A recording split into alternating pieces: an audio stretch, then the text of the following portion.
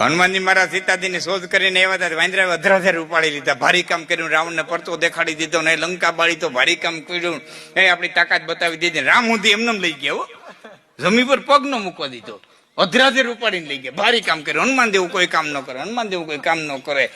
ઈનાય વાંદરા, ઈનાય હનુમાનજી મહારાજ, એનું લંકાનું પાદર.